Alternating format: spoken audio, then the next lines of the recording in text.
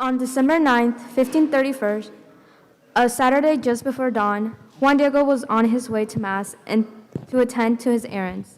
As he reached the base of the hill known as the Tepeyac, the break of day came and he heard singing atop the hill, resembling the singing of very beautiful birds. The song, very mellow and delightful, excelled that of pretty singing birds. Juan Diego stopped to look and said to himself, "By fortune, am I worthy of what I hear? Maybe I am dreaming. Am I awake? Where am I at? Perhaps I am now in heaven." He was looking towards the east on top of the mount, where whence came the precious celestial chant, and then it suddenly ceased, and there was silence. He then heard a voice from above the mount saying to him, "Juanito, Juan Dieguito." Then he followed the voice. He was not frightened in the least. On the contrary, he was overjoyed. Then he climbed the hill to see by whom he was being called. Then he reached the summit. He saw a lady who was standing there, and who told him to come closer. Approaching her presence, he marveled greatly at her superhuman grandeur. Her garments were shining like the sun. The cliff where she rested her feet, pierced with glitter, resembling an anklet of precious stones, and the earth sparkled like the rainbows. The mesquites, nopales, and other different weeds which grow there appeared like emeralds. Their foliage like turquoise, and their branches and thorns glistened like gold. He bowed before her and heard her words, tender and courteous, like someone who charms and esteems you highly. She said, "Juanito, the most humble of my sons, where are you going?" He replied, "My lady, I have to reach the church in Tlatelolco." She then spoke to him. "Know and understand well, you, the most humble of my sons, that I am the ever Virgin, Holy Mary, Mother of the true God, for whom we live, of the Creator of all things, Lord of heaven and earth. I wish that a temple be erected here quickly, so I may exhibit and give all my love, compassion, help, and protection, because I am your merciful mother, to you and to all the inhabitants on this land, and all the rest who love me, invoke and confide in me, to listen to their lamentations and remedy all their miseries, afflictions, and sorrows. And to accomplish this, go to the palace of the Bishop of Mexico, and you will tell him of my great desire, that here on this plain a temple be built to me. You will tell him all you have seen and admired, and what you have heard. Be assured that I will be most grateful and will reward you. Behold, you have heard my request, my humble son. Go forward and put forth all your effort." At this point, he said, "My lady, I will do what you ask. Now I must part from you. I, your humble servant." Then he descended to go to comply with the errand, and went by the road which runs directly into Mexico City. Having entered the city, and without delay, Juan Diego went straight to the bishop's palace, who was named Father Juan de Zumarraga, a Franciscan religious. On arrival, he attempted to see him. He pleaded with the servants to announce him, and after a long wait, he was called and told that the bishop had ordered his admission. As he entered, he bowed, and on bended knees before him, he delivered the message from the lady from heaven. He also told him all he had admired, seen, and heard. After having heard his message, it seemed incredible. Juan Diego left and seemed sad, because his message had not been realized. He returned on the same day. He came directly to the top of the hill, met the lady from heaven, who was awaiting him, in the same spot where he saw her the first time. Seeing her, prostrated before her, and said, "Lady, I went where you sent me to do what you asked. With difficulty I entered the bishop's study. I saw him and gave him your message, just as you had instructed me. He received me benevolently and listened attentively, but when he replied, it appeared that he did not believe me. I perfectly understand by the manner in which he replied that he thinks I have made up a story, about all this, and that it is not your order. Now I beg you, my lady, that you entrust the delivery of your message to someone of importance, well known, respected, and esteemed, so that they may believe in him, because I am nobody, and you, my lady, you send me to a place where I have never visited. Please excuse my great unpleasantness, my lady and my all. The Blessed Virgin answered, Listen, my son, you must understand of many servants and messengers to whom I could entrust the delivery of my message and carry out my wishes. But it is you that I have chosen and given this task. I earnestly implore, my son the least, and with sternness I command, that you again go tomorrow to see the bishop. You go in my name and make known my wish in its entirety, that he has to start the erection of a temple which I ask for him. And again tell him that I, in person, the ever-Virgin Holy Mary, Mother of God, sent you.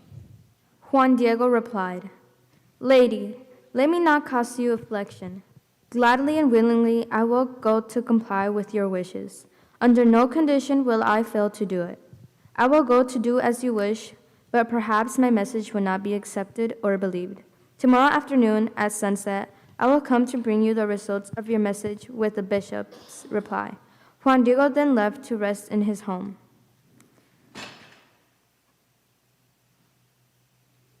The next day, Sunday, after attending Mass and after the crowd had dispersed, Juan Diego went to the palace of the bishop. Again, with much difficulty was he able to see him. He knelt before his feet. He was sad and cried as he once again gave the bishop the message from the Lady from heaven, so that he would believe his message and the wish of the Immaculate to erect her temple where she willed it to be. The bishop, to assure himself, asked many things, like where he had seen her and how she looked, and he described everything perfectly to the bishop. In spite of his precise explanation of her and all that he had seen and admired, which in itself reflected her as being the ever-Virgin Holy Mother of the Savior, our Lord Jesus Christ, Bishop Zumarraga did not believe the message, and said that for his request to be granted, a sign was very necessary, so that he could believe that Juan Diego was sent by the true Lady from heaven. Juan Diego was again with the Blessed Virgin, relating the answer he brought from the bishop. The lady, having heard, told him, Well and good, my little one. You will return here tomorrow, so you can take the bishop the sign he has requested. With this, he will believe you, and he will not doubt you, nor will he be suspicious of you. And know, my little dear, that I will reward your efforts spent on my behalf. Go now. I will await you here tomorrow. On the following day, Monday, when Juan Diego was to carry a sign so he could be believed, he failed to return because when he reached his home, his uncle named Juan Bernardino had become sick and was gravely ill. First, he summoned the doctor who aided him, but it was too late. He was gravely ill. By nightfall, his uncle requested that by break of day he go to Tlatelolco and summon a priest to prepare him and hear his confession, because he was certain it was time for him to die, and that he would not get well. On Tuesday before dawn, Juan Diego came from his home to Tlatelolco to summon a priest, and as he approached the road, which joins the slope to the Tepeyac hilltop, he said, If I go in this direction, the lady is bound to see me, and I may be detained. So I can take the sign to the bishop as he prearranged. I must first go call a priest, as my poor uncle certainly is waiting for him. Then he rounded the hill, going around so he could not be seen by her, who sees well everywhere. He saw her descend from atop the hill and was looking towards where they previously met. She approached him at the side of the hill and said to him, My son, the least? Where are you going? Was he grieved or ashamed or scared?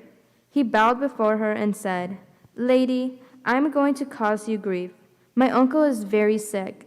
He has contracted the plague and is near death. I am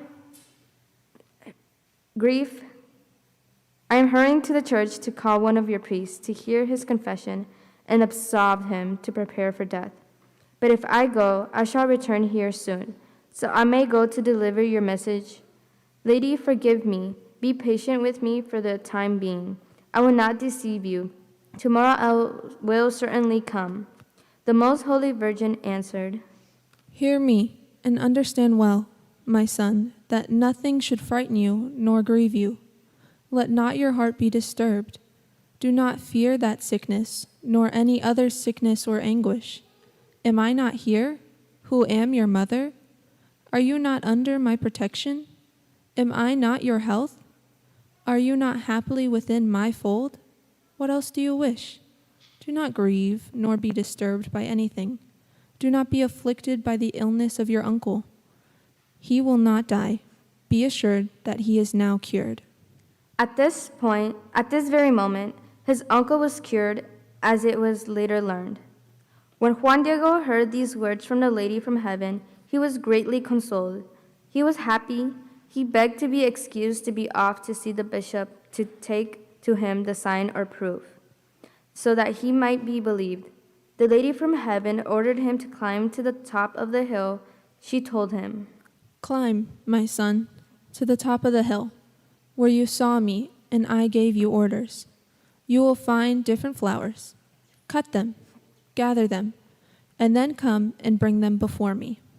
Immediately, Juan Diego climbed the hill, and as he reached the summit, he was amazed to see that so many different varieties of exquisite roses de Castilla were blooming, long before the time when they were to bud, because being out of the season, they would freeze.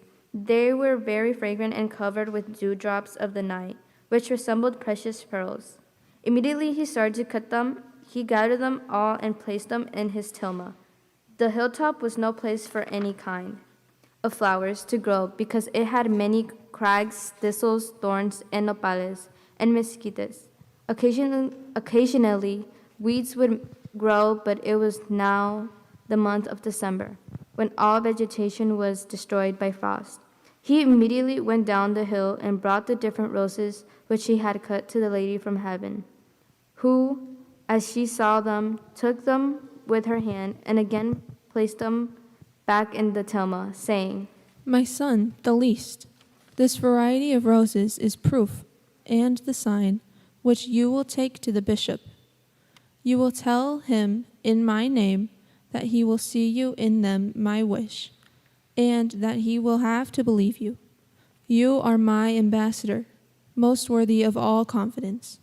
I command you that only before the presence of the bishop will you unfold your mantle and disclose what you are carrying.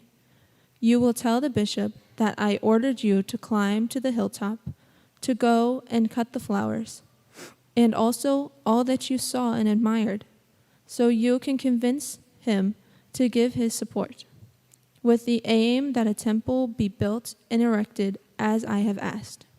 After the Lady from Heaven had given her request, he was on his way by the road that goes directly to Mexico. He was happy and assured of success, carrying with great care what he bore in his tilma, being careful that nothing would slip from his hands, and enjoying the fragrance of the variety of beautiful flowers.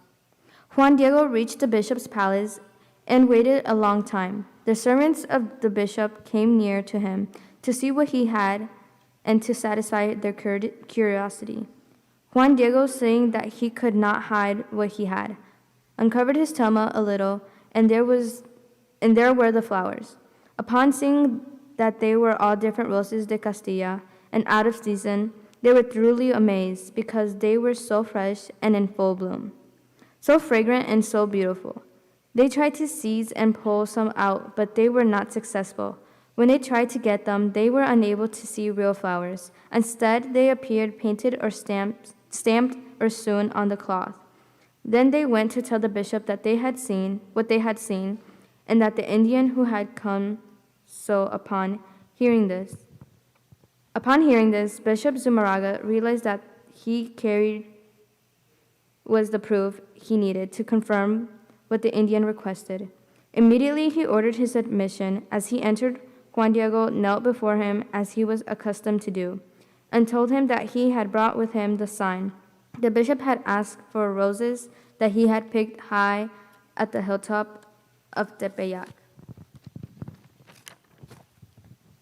He unfolded his tilma where he had the flowers, and when all different varieties of roses scattered on the floor, there suddenly appeared a drawing of the precious image of the ever-Virgin Holy Mary, Mother of God, in the manner as she is told, kept in the Basilica of Our Lady of Guadalupe. When the bishop saw the image, he and all who were present fell to their knees. She was greatly admired. With sorrow for their doubtfulness, they expressed their belief. The bishop, with sorrowful tears, prayed and begged forgiveness for not having accepted her wish and request. When he rose to his feet, he untied from Juan Diego's neck the cloth on which appeared the image of the Lady from heaven. Then he took it to be placed in his chapel. Juan Diego remained one more day in Bishop's house. At his request, the following day, he told him, "Well, show us where the Lady from heaven wishes her temple be built." After the dedication of the new church, the sacred image was transferred there, so that the people would see and admire it to this day. The entire city was aroused. They came to see and admire the image and to pray. They marveled at the fact that Our Lady appeared as did her divine miracle, because no living person of this world had painted her precious image. Viva la Virgen de Guadalupe! Que viva Cristo Rey! Que viva Cristo Rey!